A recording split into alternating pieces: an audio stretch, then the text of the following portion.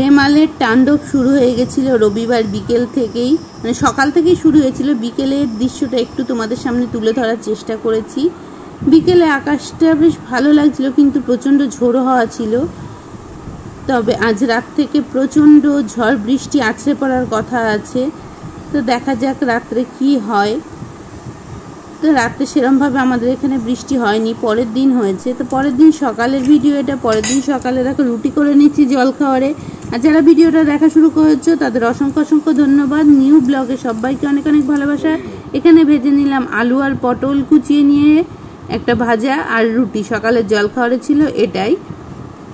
তো এই তাণ্ডবে সত্যি অনেকের ক্ষয়ক্ষতি হয়েছে। আমাদের এখানে খুব বেশি বৃষ্টি হয়েছে তা না, তবে সারাদিনই বৃষ্টিটা হয়েছে। আর ঝোড়ো হাওয়া সমানে, ঝড়ের জন্য সব কিছু ঘরের মধ্যে নোংরা ঢুকে আসছিল। তো দেখো আমার জানলার পাশেই ছিল একটা আম গাছ, তো তার আগে সেই পাতাগুলোই ফেলে দেবো এখন। জানলাটা যেই খুলছি দেখছি একের পর এক নোংরা এসে জানলায় জড়ো হচ্ছে। তো একসাথে অনেক নোংরা জড়ো হয়ে যাবে। যখনই খুলে দেখতে যাচ্ছি বৃষ্টির গতিবেগটা, তো তখনই এগুলোকে জানলাগুলোকে একটু পরিষ্কার করে নিচ্ছি, পাতাগুলো সব ফেলে দিচ্ছি। তা বৃষ্টির দিনে যে জিনিসটা সবাই পছন্দ করে, আমিও সেই জিনিসটাই আজকে বানিয়ে ফেলবো। তো বানাবো আজকে খিচুড়ি। তো তার জন্য নিয়ে নিচ্ছি একটু আতর চাল আর মুসুরির ডাল দিয়ে করব, যেহেতু পরের দিনও প্রচণ্ড ঝড় বৃষ্টি হয়েছিল সোমবার দিন। তো সোমবার দিন আমরা মুসুরির ডালটা খাই, সেই জন্যই মুসুরির ডাল দিয়ে খিচুড়ি করে নেবো। নাহলে অন্য দিন খুব একটা মুসুরির ডালের খিচুড়ি আমাদের খাওয়া হয় না।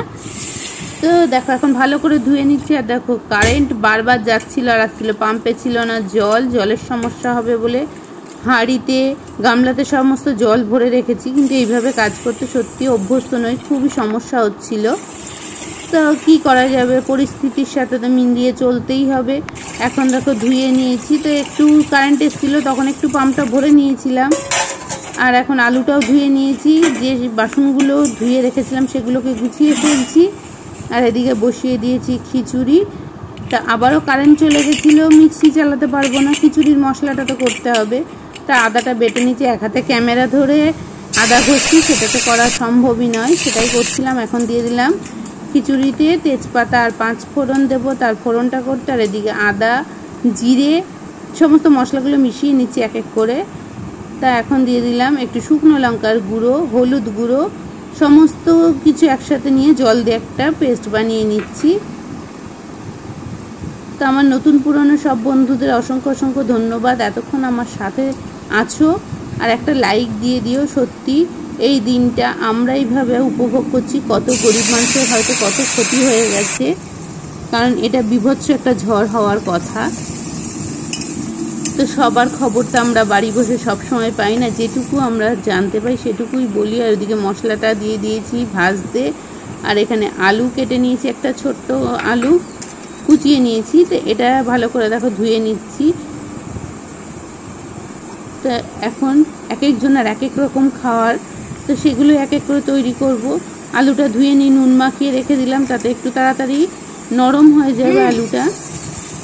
আর এদিকে দেখো মশলাটাও আমার রেডি হয়ে গেছে। পাশে খিচুড়িতে ডাল আলু চাল দিয়ে সেদ্ধ বসিয়ে দিয়েছিলাম, ফোড়নটা দিয়ে দিলাম। আমি এইভাবেই খিচুড়িটা রান্না করি, তোমরা কিভাবে করো সেটাও আমার কমেন্ট বক্সে জানিও। আর কিছু ভাজা করে নেবো, খিচুড়ির সাথে খুব একটা তরকারি লাগে না।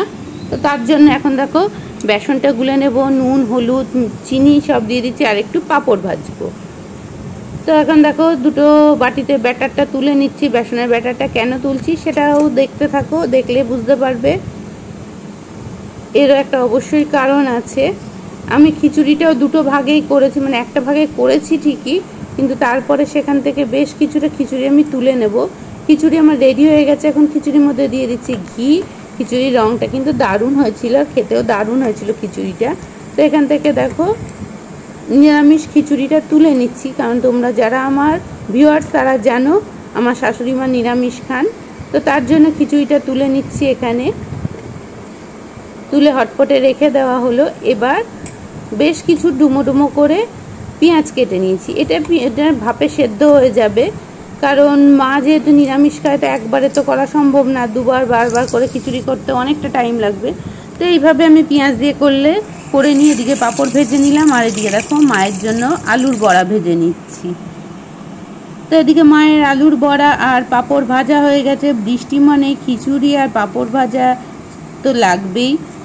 তা এখানে দেখো করে নিচ্ছি কয়েকটা পেঁয়াজি। তবে পেঁয়াজিগুলো একটু আমার মোটা মোটা হয়ে গেছিলো, তো মোটা পেঁয়াজি খেতে ভালো লাগে না, বেসনটা একটু বেশি হয়ে গেছিলো। তো এখান থেকে করে নিলাম আমাদের জন্য পেঁয়াজি। তা দেখো দুরকম বড়া ভেজে নিলাম। এদিকে কড়াইয়ে রয়েছে এখনও তেল, একটু পেঁয়াজ ভেজে নিলাম। পেঁয়াজ ভেজে একটু খিচুড়িতে পাশে দিয়ে দেবো, এতে টেস্টটা ভালো লাগে। তো এইভাবে আমি পেঁয়াজ দিয়ে খিচুড়ি করলে করি, একসাথে করলে তো টেস্ট আরও ভালো হয়, কিন্তু কিছু করার নেই। তো সবার সমস্যার সমাধান তো করতেই হবে, এইভাবে আমরা বুদ্ধি করে চলি। তো আমাদেরও মাঝের মধ্যে ইচ্ছা করে এইভাবে খিচুড়ি খেতে।